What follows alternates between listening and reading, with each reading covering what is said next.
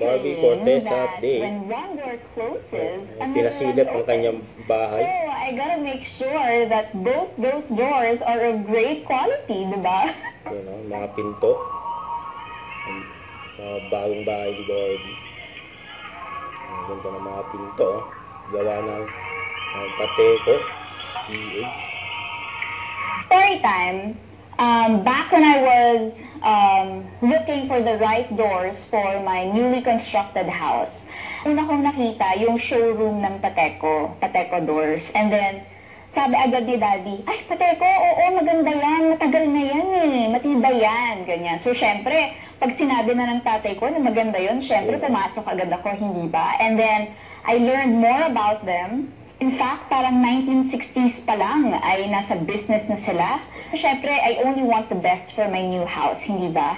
And very homey for my family and timeless. Yung kumbaga parang, since forever na kasi siya, hindi ba? So, gusto natin matibay at maganda ang ilalagay dito sa bahay ko. Mabuti na lang at sinagot nila ako and they agreed to collaborate with me. Check it out with me. Itong main door, in-important ko talaga to dahil a very nice accent piece na rin para sa buong bahay. And of course, this is the first thing you see right before you enter the house. Kaya dapat maganda siya. Kaya in-important namin and I sent this specific design to Pateco. I was also very particular sa color na ito. Sabi ko, gusto ko ng touch of red kasi paboritong kulay ko ang red. So, we chose the rosewood color and this is a solid wooden door with stained varnish and again, it's customized to my liking. So, thank you so much, Pateco. Ayan po, customized flash door. Ang bahay natin po. Sa bahay nila Barbie. Ang ganda pa ng mga design.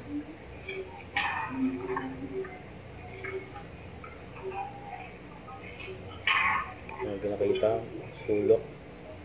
Mga bahay ni Barbie. Yung bahay ni Barbie. Mga pinto.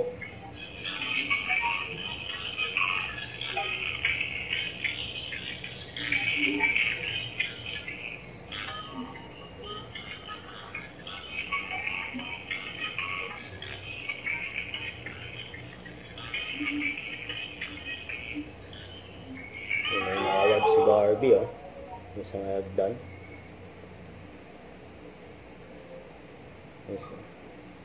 May solid yung pagagawa, eh.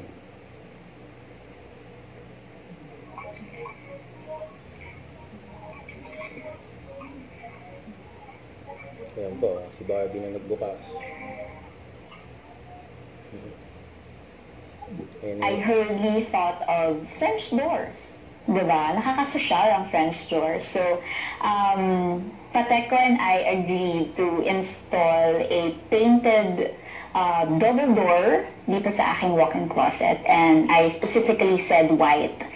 Pero sila ang nag-suggest na maglagay ng frosted glass. Kaya mas nakadagdag ng elegance and class sa aking walk-in closet. So, thank you so much, Pateco Doors.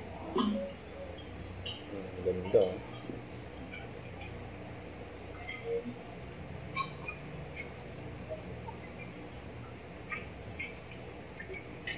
Pinakita talaga yung sulok, eh. Ang ganda ng paggawa ng pinto. So, there. Those are my doors and I'm very happy dahil statement pieces talaga siya sa bahay ko. And I'm so happy dahil super generous ang Pateco. Thank you so much for collaborating with me. If you guys want to check out their showrooms, I'll put their addresses here and also their social media accounts for you to check out. Thank you! You know. Huwag kalimutan mag-subscribe, click ang notification bell for mga update. Ito po ang short reaction vlog. Bye guys, thank you for watching.